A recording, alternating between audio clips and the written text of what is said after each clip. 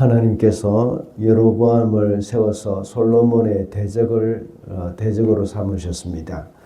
선지자 아히야가 여로보암을 만나서 하나님의 말씀을 전했습니다. 이스라엘의 12지파 중에서 10개의 지파를 찢어서 여로보암에게 주겠다고 말씀하신 것입니다. 여로보암은 선지자 아히야로부터 이 말씀을 들은 후에 하나님의 때를 기다리지 못하고 곧바로 반란을 일으켰습니다. 하나님의 때가 아닌 자신의 때에 일으킨 그 반란, 그것은 실패할 수밖에 없었던 것이죠. 솔로몬이 그를 죽이려고 했기 때문에 여로보암은 솔로몬을 피하여서 이집트로 도망하여 갔습니다.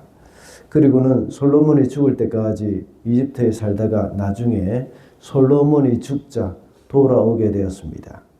어제 말씀에서 우리는 여로보암이 북이스라엘의 왕이 될 것이라는 선지자의 말을 듣고 난 후에 반응을 우리가 볼 수가 있었습니다.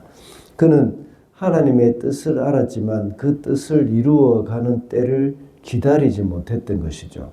오늘날 우리가 신앙생활을 할 때도 하나님의 때를 기다리지 못하여서 참 일을 잘못되게 만들 때가 많이 있지 않습니까? 하나님의 때를 기다리는 방법이 무엇이라고 했습니까? 인간의 조급함을 버리고 하나님의 말씀을 기억해야 한다고 했습니다. 그리고 하나님의 때를 기다리는 방법은 하나님의 섭리에 복종을 해야 한다고 했습니다. 솔로몬이 죽고 르호보암이 왕이 되었습니다. 그 소식을 들은 여로보암은 이집트에서 이스라엘로 돌아왔습니다. 그리고 여로보암은 백성들과 함께 르호보암에게 가서 요구를 했습니다. 솔로몬이 자신들에게 지은 멍에를 이제 가볍게 해달라는 그런 요구였습니다. 르호보암은 사흘 후에 다시 오라고 말을 한 뒤에 두 부류의 사람에게 자문을 구했죠. 한 부류는 솔로몬을 섬기던 원로들이었고 또 한 부류는 르호보암과 함께 자라난 젊은 신하들의 이 부류로 나누어졌습니다. 원로들은 이스라엘 백성들의 요청을 들어주라고 했지만 젊은 신하들은 사람이 반대로 이 의견을 내면서 그들을 혹독하게 대하라고 말을 합니다. 결국 르호보암은 원로들의 말보다는 젊은 신하들의 말을 듣고 여로보암과 백성들을 포악한 말로 대답을 하면서 그들의 요청을 거절했습니다. 그 사건은 결과적으로 이스라엘이 남북으로 나누어지는 그런 원인이 되어졌죠. 이 모든 일은 하나님의 뜻대로 이루어진 것입니다.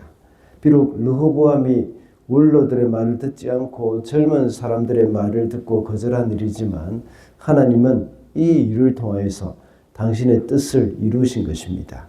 오늘 본문을 통하여서 우리는 하나님의 뜻이 이루어지는 길을 볼 수가 있겠습니다. 먼저 하나님의 뜻은 말씀대로 이루어집니다. 하나님의 뜻이 이루어지는 과정을 볼 때에 하나님은 항상 어떤 일을 이루시기 전에 말씀을 통해서 먼저 알려주시는 그런 것들을 볼 수 있죠. 이번에도 역시 그 하나님의 뜻이 말씀대로 이루어지는 것을 알 수가 있습니다. 15절 말씀을 제가 읽어보겠습니다. 왕이 이렇게 백성의 요구를 들어주지 않은 것은 주님께서 일을 그렇게 뒤틀리게 하셨기 때문이다. 이것은 주님께서 실로 사람 아히야를 시켜서 느바세 아들 여로보암에게 하신 말씀을 이루시려는 것이었다. 오늘 본문에서 여로보암과 이스라엘 백성이 르호보암에게 와서 요청하는 것을 여로보암이 거절했다고 르호보암이 거절했다고 했습니다. 그때에 내일 묵상할 말씀 본문인 16절을 보면 결국 백성들이 르호보암에게 반기를 들고 일어났습니다. 이스라엘의 10지파들은 여로보암을 왕으로 세우고 왕국이 분열이 되어진 것이죠. 이 모든 것은 선지자 아히야가 이미 여로보암에게 말한 것이 이루어지게 된 것입니다. 여로보암이 일찍이 솔로몬이 살아있을 때에 반란을 꾀했지만 그는 실패했습니다. 그러나 르호보암이 왕이 되었을 때는 그 반역이 이제 성공하게 된 것이죠. 이것은 하나님이 이미 그렇게 될 것이라고 말씀을 하셨기 때문입니다. 하나님이 미리 말씀하신 것이 이루어지는 순간입니다. 아모스 3장 7절에는 이렇게 말씀하고 있습니다. 주 여호와께서는 자기의 비밀을 그 종 선지자들에게 보이지 아니하시고는 결코 행하심이 없으시리라. 하나님은 당신의 뜻을 이루기 전에는 항상 그 선지자들에게 미리 말씀을 하신다는 것입니다. 그 이유가 무엇일까요? 미리 경고하여서 돌아오라는 의미가 있을 것입니다. 그리고 또 다른 중요한 것은 이 일을 행하시는 분은 하나님이시라는 것을 나타내 보여주기 위한 것입니다. 하나님은 이집트에 10가지 재앙을 내리실 때도 역시 매번마다 미리 말씀을 하셨죠. 그래서 내가 여호와임을 그들로 알게 하리라 하고 말씀을 하셨습니다. 그리고 내일 묵상할 본문인 24절에도 보면 또 르호보암이 북이스라엘을 치러 갈 때였습니다. 그때 24절에 보면 이 일이 나로 말미암아 난 것이라고 말씀하면서 르호보암이 북이스라엘을 치지 못하도록 하나님께서 말씀하신 것이죠. 스마야를 보내서 르호보암을 막으면서 하신 말씀입니다. 그러므로 하나님의 뜻은 항상 하나님이 하신 말씀대로 이루어진다는 것을 알 수가 있습니다. 우리가 이 세상을 살아갈 때에 우리의 최대의 관심사는 하나님의 뜻을 이루는 것이라고 할 수 있습니다. 하나님의 뜻은 말씀을 통해서 알 수가 있습니다. 우리가 말씀을 늘 가까이 할 때에 하나님의 뜻을 우리가 이룰 수 있을 줄로 믿습니다. 하나님의 뜻을 두 번째로 이루기 위해서는 악을 이용하시기도 합니다. 하나님은 당신의 뜻을 이루는 일에 항상 선한 일만 이용하시는 것이 아닙니다. 전능하신 하나님의 주권으로 악도 역시 이용하시기도 한다는 것을 알 수가 있습니다. 15절 말씀을 한 번 더 읽어보겠습니다. 왕이 이렇게 백성의 요구를 들어주지 않은 것은 주님께서 이를 그렇게 뒤틀리게 하셨기 때문이다. 이것은 주님께서 실로 사람 아히야를 시켜서 느밧의 아들 여로보암에게 하신 말씀을 이루시려는 것이었다. 여로보암과 이스라엘 백성들이 르호보암을 찾아갔을 때에 르호보암이 포악하게 말을 하면서 그들의 요청을 들어주지 않았습니다. 그런데 르호보암이 이렇게 한 것은 주님께서 이를 그렇게 뒤틀리게 하셨기 때문이라고 말씀을 하고 있습니다. 이 말씀을 잘못 이해를 하면 하나님이 르호보암에게 악을 행하도록 조장하셨다는 것처럼 생각할 수도 있습니다.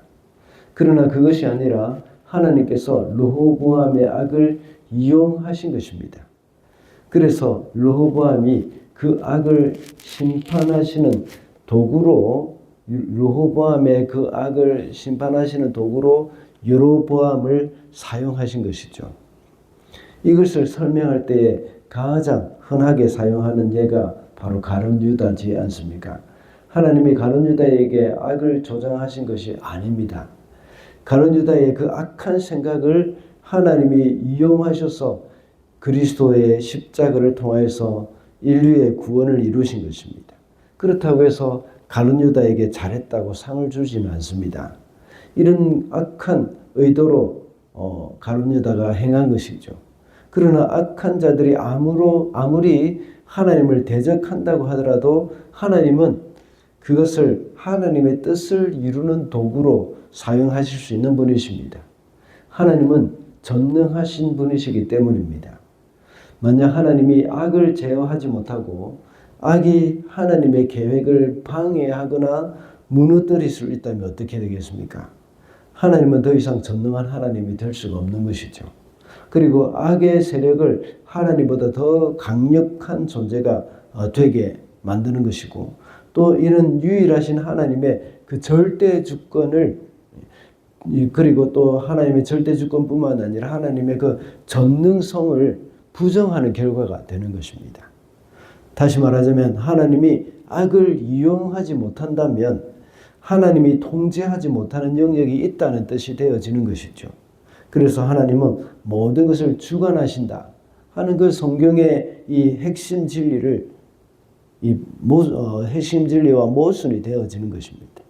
그뿐만 아니라 만약 하나님이 악을 사용하지 못하신다면 세상의 역사는 하나님이 아닌 악의 손에 의해서 흘러가고 마는 것이죠.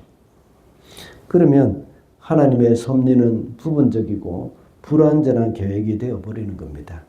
하지만 로마서 8장 28절에 보면 어떻게 말씀하고 있습니까? 모든 것이 합력하여 선을 이룬다고 말씀합니다. 다시 말하자면 하나님은 악까지도 선으로 바꾸시는 그런 분이십니다. 우리가 창세기에서 요셉의 고백을 우리가 듣지 않았습니까? 하나님은 악을 선으로 바꾸시는 분이시다 하고 말을 하지 않습니까? 그러므로 우리는 항상 하나님의 뜻을 이루는 그런 도구로 사용이 되더라도 선을 행함으로써 하나님을 기쁘시게 할 수 있어야 합니다. 하나님은 선한 자도 악한 자도 하나님의 뜻을 이루는 데 사용하십니다. 그러나 악을 통해서 사용되는 자는 심판의 대상이 되고 선을 통해서 사용되는 자는 바로 상급의 대상이 되는 겁니다. 우리가 어떤 대상이 되어야 되겠습니까?